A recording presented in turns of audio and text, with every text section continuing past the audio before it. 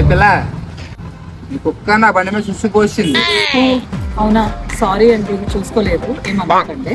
మీకు అంత ప్రేమ ఉంటే తీసుకెళ్ళి మీ ఇంటి దగ్గర పోయించుకోండి. ఎవరి బల మీద పడితే వాళ్ళ బల మీద పోయించేసి ఎలాగవుతుంది?